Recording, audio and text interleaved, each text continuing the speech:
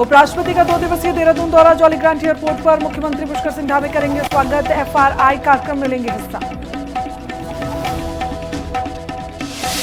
देहरादून में देर रात पुलिस बदमाश मुठभेड़। जवाबी कार्रवाई में 25,000 रुपए का इनामी तमंचा घायल। बदमाश घायल हुआ। तमंचा पुलिस ने आरोपी के पास से बरामद किया। उत्तराखंड में बारिश का बड़ा अलर्ट जारी किया गया। कई जिलों में मंडराया मूसलाधार बारिश का खतरा। देहरादून और बागेश्वर समेत 4 जिलों में ऑरेंज अलर्ट जारी किया गया। देहरादून के सीमा द्वार में जल भराव पर डीएम सख्त। नगर निगम को दिया 24 घंटे का अल्टीमेटम। पटवारी को मौके पर ही किया गया तैनात।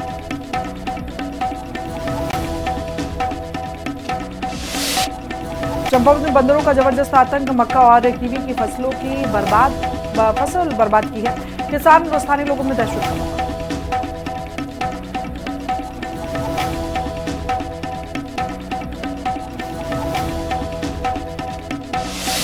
नमस्कार, बहुत स्वागत है आपका। हिंदी खबर देख रहे हैं आप और मैं हूं आपके साथ श्रेया दीक्षित। बुलेटिन की शुरुआत कर लेते हैं बड़ी खबर के साथ, जहां उत्तराखंड बीजेपी से बड़ी राजनीतिक खबर सामने आ रही है। श्रीनगर मेयर आरती भंडारी बीजेपी में शामिल हो चुकी हैं। महेंद्र भट्ट ने पट्टा पहनाकर सदस्यता दिलाई और कैबिनेट मंत्री धन सिंह रावत भी इस दौरान मौजूद नजर आए। श्रीनगर के 10 पार्षदों ने भी बीजेपी को ज्वाइन कर लिया है। 8 निर्दलीय और 2 कांग्रेस के पार्षद फिलहाल बीजेपी का दामन थाम चुके हैं।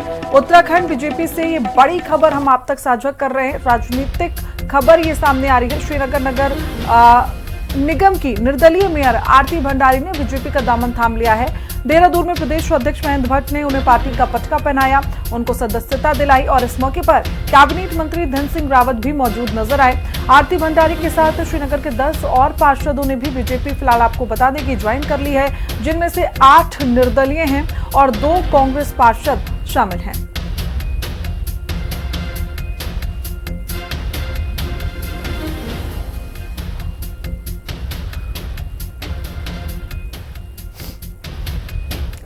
एक और बड़ी जानकारी जो आपको बता दें कि आज देहरादून पहुंच जाएंगे उपराष्ट्रपति। ऐसे में सीपी राधाकृष्णन का 2 दिवसीय दौरा रहने वाला उत्तराखंड का जॉली ग्रांट एयरपोर्ट पर भव्य स्वागत उनका होगा। मुख्यमंत्री पुष्कर सिंह धामी स्वागत करते हुए नजर आएंगे। एफआरआई में आयोजित कार्यक्रम में आपको बता दें कि प्रतिभाग करेंगे उपराष्ट्रपति के साथ लोक भवन जाएंगे मुख्यमंत्री पुष्कर सिंह धामी। उपराष्ट्रपति के 2 दिवसीय उत्तराखंड दौरे को लेकर फिलहाल तैयारियों की बात करें तो पूरी कर ली गई है।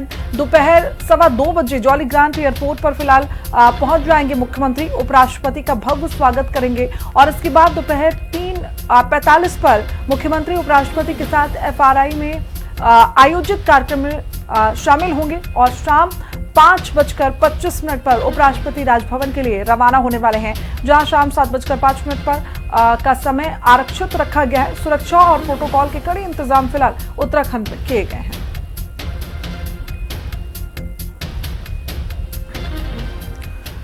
उधर रुद्रप्रयाग की खराब सड़कों और लटकी योजनाओं को लेकर बीजेपी के भीतर ही रार छिड़ गई है।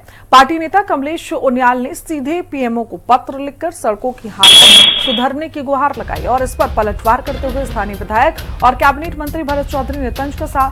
गनीमत रही कि उन्होंने यूएनओ को पत्र नहीं लिखा। मंत्री ने कहा कि जैसे मक्खी गंदगी ढूंढती है, वैसे ही कुछ लोग केवल कमियां तलाशते हैं।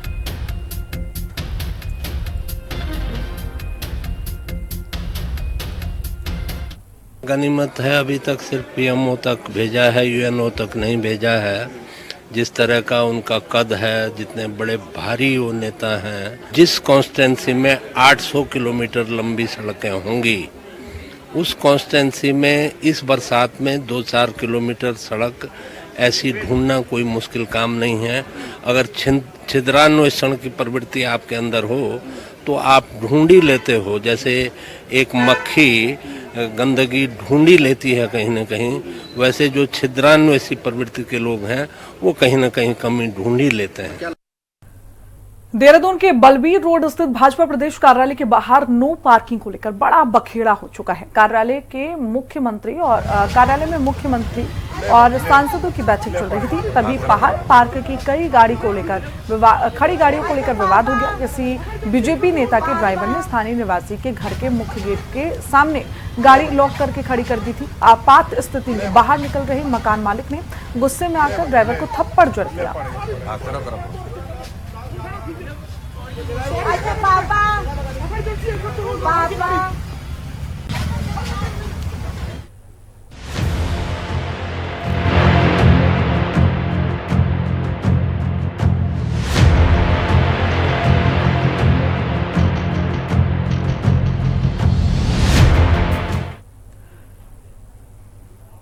उत्तराखंड की धामी सरकार खुरपिया में बन रहे इंटीग्रेटेड मैन्युफैक्चरिंग क्लस्टर यानी कि आईएमसी के काम को तेजी से पूरा कर रही है। केंद्रीय वित्त मंत्री निर्मला सीतारमण की अध्यक्षता में हुई एनआईसी डीआईटी की बैठक में मुख्यमंत्री पुष्कर सिंह धामी ने परियोजना की प्रगति रिपोर्ट साझा की है। मुख्यमंत्री पुष्कर सिंह धामी ने बताया कि परियोजना की 102 एकड़ जमीन एनयूआईटीएल के कब्जे में है और 20 मार्च 2026 को ईपीसी अनुबंध के बाद निर्माण शुरू हो चुका है। ऐसे में 24.1 किलोमीटर का जरूरी रास्ता भी ठेकेदार को उपलब्ध करा दिया गया है। सरकार दिसंबर 2028 तक ट्रंक इंफ्रास्ट्रक्चर पूरा करने का लक्ष्य लेकर चल रही है। तो वहीं नागला किच्छा SH44 के 10.7 किलोमीटर हिस्से को 4 लेन किया जा रहा है और कई यहां पर सब स्टेशन बनाए जा रहे हैं और इसी पर रिपोर्ट देखिए। खुरपिया आईएमसी को लेकर धामी सरकार का बड़ा प्लान।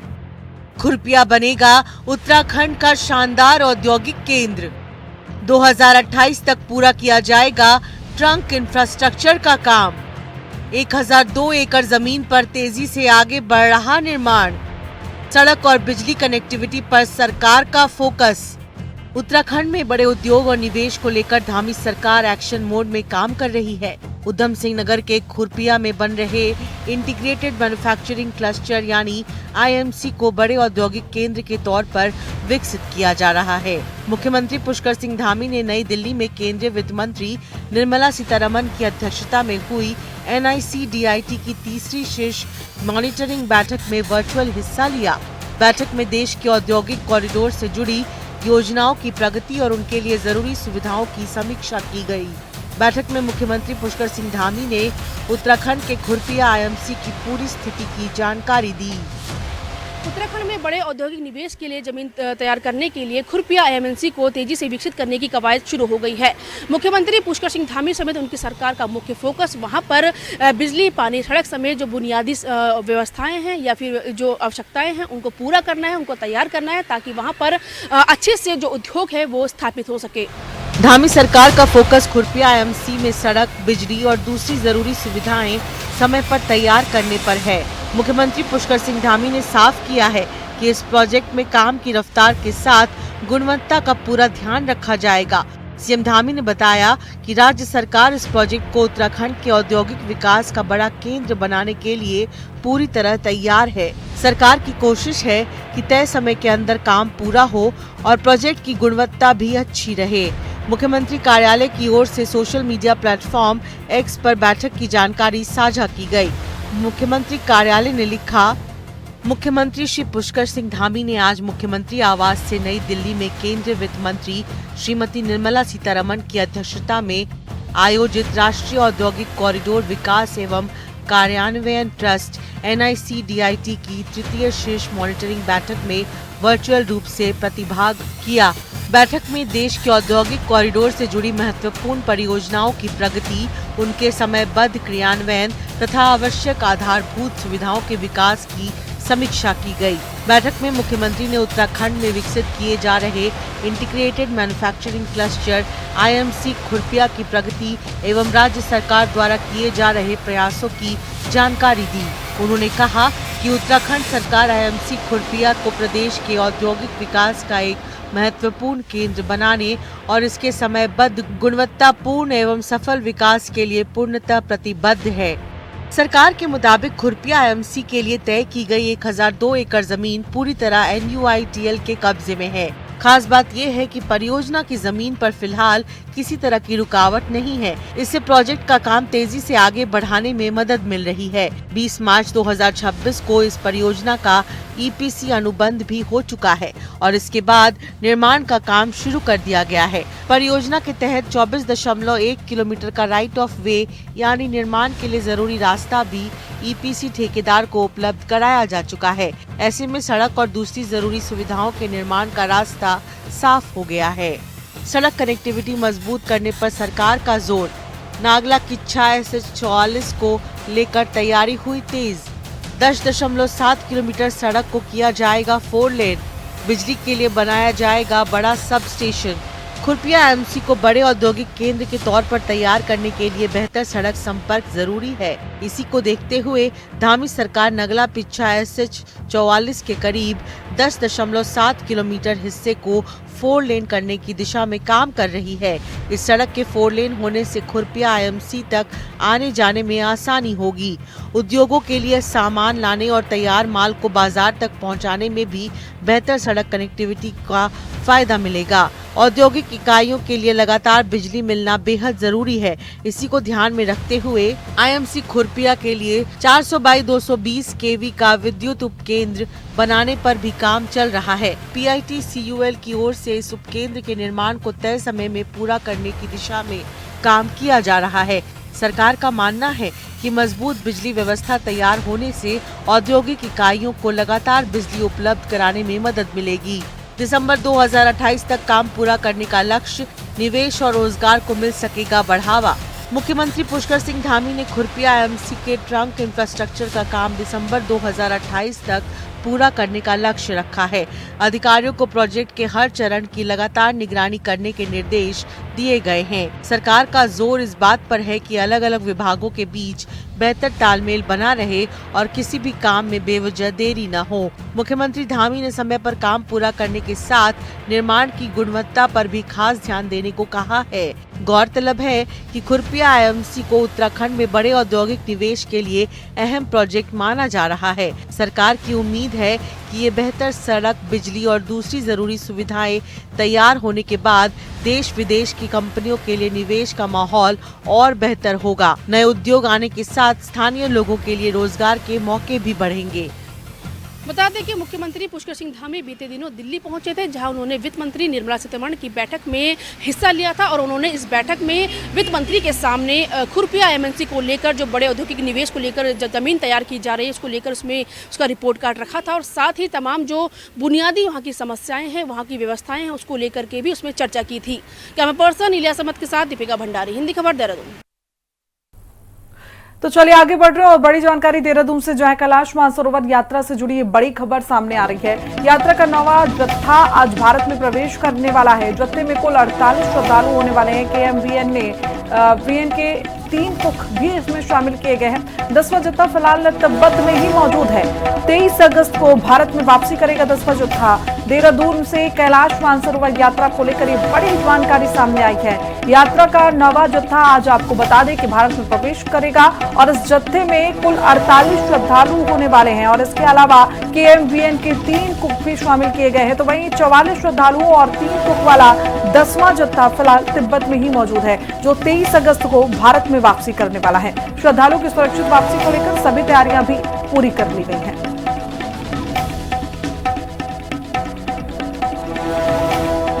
तो वहीं टिहरी गढ़वाल से अच्छी खबर सामने आ रही है। उत्तराखंड सरकार की मातृ पितृ तीर्थाटन योजना के तहत जागेश्वर धाम की यात्रा पर गया 32 वरिष्ठ नागरिकों का दल सकुशल गजा लौट आया है। यात्रा के दौरान बुजुर्ग श्रद्धालुओं ने जागेश्वर धाम के साथ साथ कैची धाम और प्रसिद्ध चितई गोलू देवता मंदिर के दर्शन भी किए हैं। सकुशल वापसी पर क्षेत्र में खुशी का माहौल है और सभी यात्रियों ने सरकारी व्यवस्थाओं और सुविधाओं की सराहना करते हुए आभार भी जताया।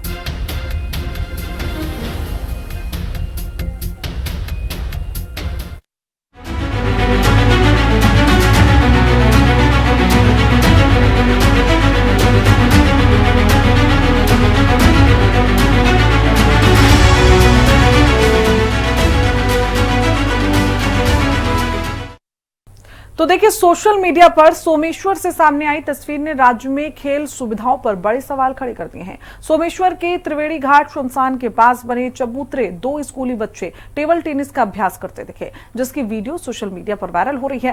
राज्य की खेल मंत्री रेखा आर्य की विधानसभा सोमेश्वर से जुड़े इस मामले पर राजनीति गर्मा चुकी है और इस वीडियो को साझा कर कांग्रेस ने मंत्री रेखा आर्य और प्रदेश सरकार पर निशाना साधा है। श्मशान घाट में टेबल टेनिस स्कूली बच्चे इस पर अभ्यास करते हुए नजर आए, जिसके बाद अब सियासत उत्तराखंड में गर्माती हुई नजर आ रही है। इसी पर रिपोर्ट।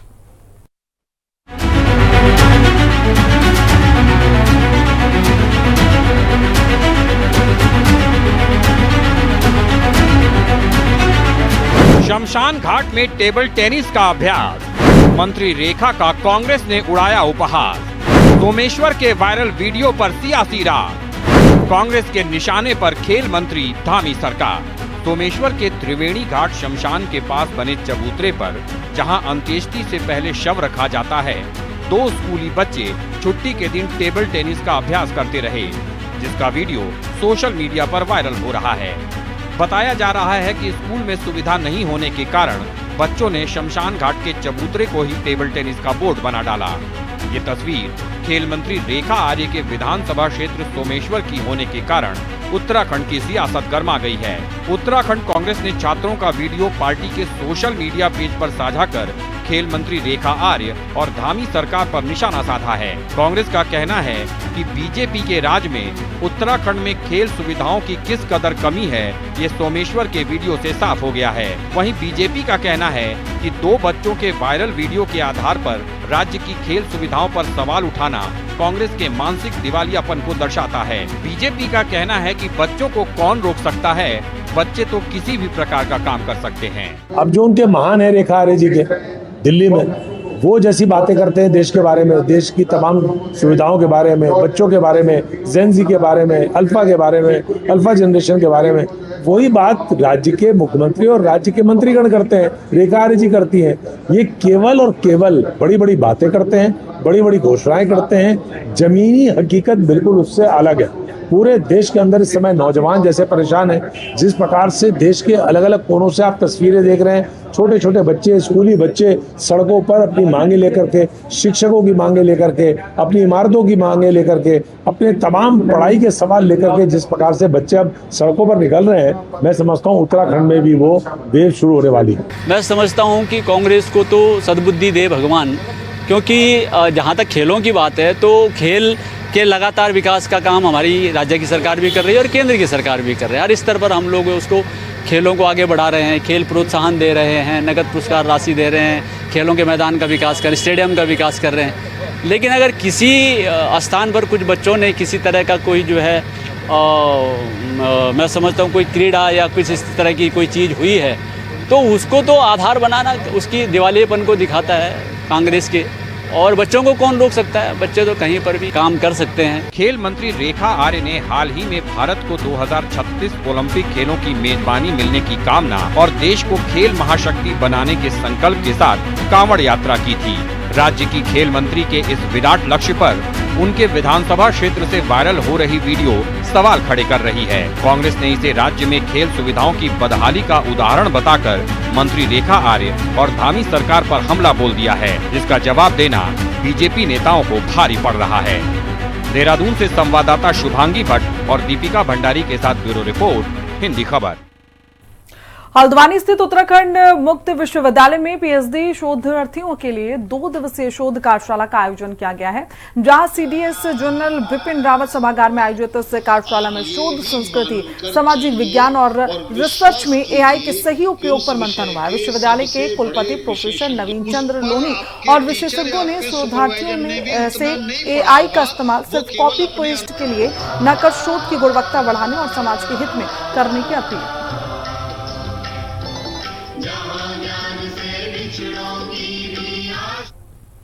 हम लोगों का यूजीसी का जो एक नियमावली है कि प्रत्येक 6 माह में विद्यार्थी को एक अपनी रिव्यू रिपोर्ट देनी होती है रिसर्च की, तो ये इनिशिएट किया गया पिछले अगस्त से और तीसरी मीटिंग है इस तरह की मेरे आने के बाद, जिसमें हर 6 माह में हम अपने शोधार्थी से मिलते हैं, उनके शोध की आख्या भी लेते हैं, उनकी प्रगति भी देखते हैं, उनको जो सपोर्ट चाहिए वो भी करते हैं।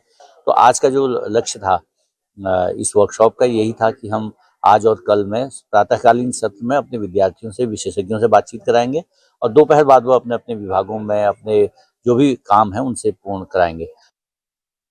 लोग भारत को एक सबसे बड़ा बाजार के रूप में देख रहे हैं, तो मुझे लगता है कि हमें हमारे जो युवा हैं उनको बाहर देखने की जरूरत नहीं है, उनको स्वरोजगार पे, स्किल डेवलपमेंट पे और अपने ही उत्तराखंड में, अपने भारतवर्ष में कुछ करने की पहल करनी चाहिए। और स्पेशली गवर्नमेंट को जो शोधार्थी हैं, जो कुछ कर रहे हैं, जिनके पास प्रोजेक्ट है लेकिन फाइनेंशियली हम लोग इतने स्ट्रॉन्ग नहीं है, तो यहाँ पर गवर्नमेंट को चाहिए कि कुछ ना कुछ इस तरह की एक पॉलिसी बनाए, उनको एक जो है लोन मिले या एक सपोर्ट मिले ताकि वो जो है अपना स्वरोजगार करें।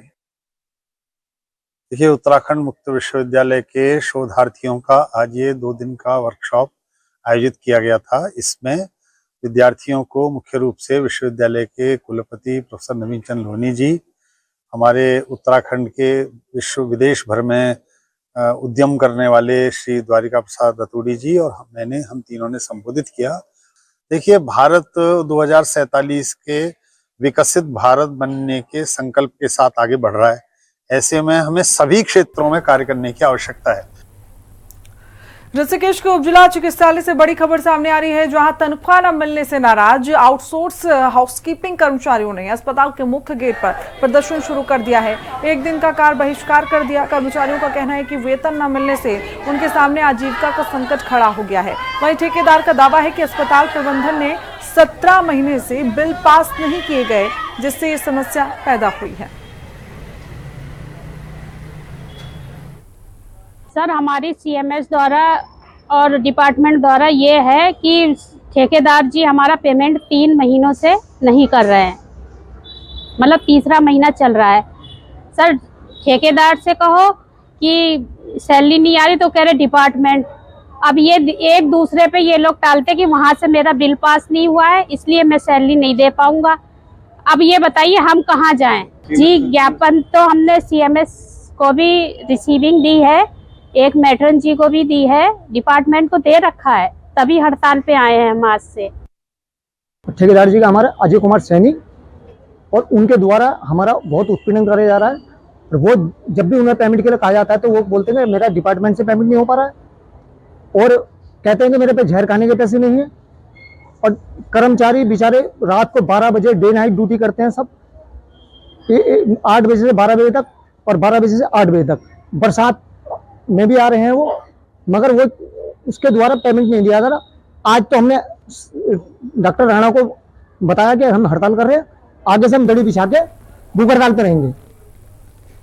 उधम सिंह नगर के दिनेशपुर में भारतीय जनता पार्टी के नेताओं ने प्रेस वार्ता कर कांग्रेस पर जोरदार हमला बोला है। बीजेपी जिला मंत्री विश्वजीत मंडल और मंडल अध्यक्ष हिमांशु सरकार ने आरोप लगाया कि चुनाव आते ही कांग्रेस बंगाली समुदाय के बीच भ्रम फैलाने की राजनीति करती है।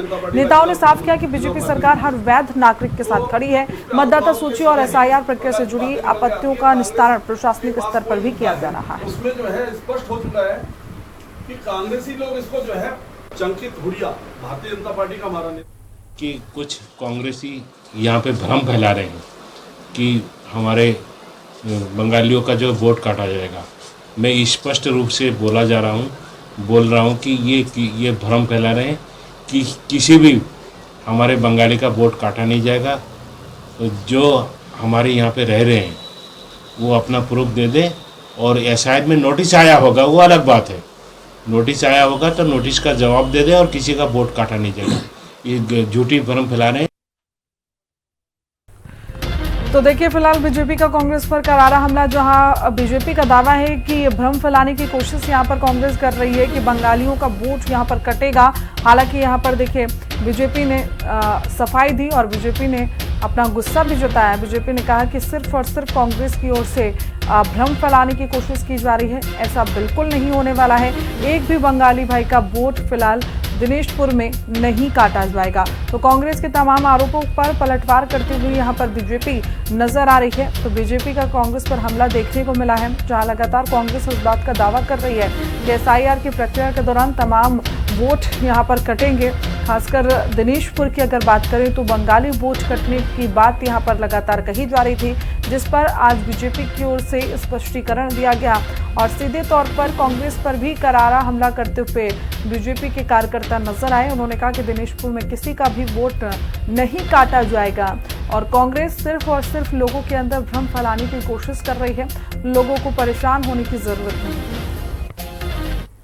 चंकित हुडिया का जो ये प्रकरण चल रहा है, चंकित हुडिया जी ने स्पष्ट कहा है कि हमारे माध्यम से किसी भी बंगाली भाई का के ऊपर कोई भी आपत्ति नहीं लगाई गई है। चंकित हुडिया ने 990 उत्तर प्रदेश रामपुर जिले के रहने वाले 990 लोगों पर आपत्ति लगाई, जिनका वोट रामपुर में भी है और अपने गदरपुर विधानसभा में भी है। इसकी पुष्टि हो चुकी है और अधिक जानकारी के लिए आप वीडियो मैडम SDM तहसीलदार इसका संज्ञान लिए हुए हैं। कांग्रेसी लोग ये भ्रम फैला रहे हैं कि बंगालियों को यहाँ से भगाया जाएगा, परंतु मैं बार बार और हमारी भारतीय जनता पार्टी की सरकार ने हर बार इस बात को फेस किया है। किसी भी बंगाली भाई को यहाँ से कहीं से जाने की जरूरत नहीं है। और इसी के साथ बुलेटिन में इतना ही। देश दुनिया की तमाम जानकारी के लिए देखते रहिए हिंदी खबर, लेकिन उससे पहले एक और जानकारी हम आप तक साझा कर दें। रुद्रप्रयाग के गुलाब राय क्षेत्र में गुलदार की धमक से लोगों में दहशत का माहौल नजर आया। यहाँ होटल कस्तूरी इन के पास एक गुलदार खुलेआम चहलकदमी करता नजर आया, जिसकी पूरी घटना सीसीटीवी कैमरे में कैद हुई। आबादी वाले इलाके में गुलदार की इस मौजूदगी से स्थानीय लोगों और होटल कर्मचारियों में भारी खौफ है। गुस्साए ग्रामीणों ने वन विभाग पर लापरवाही का आरोप लगाते हुए क्षेत्र में तुरंत गश्त बढ़ाने की मांग की है।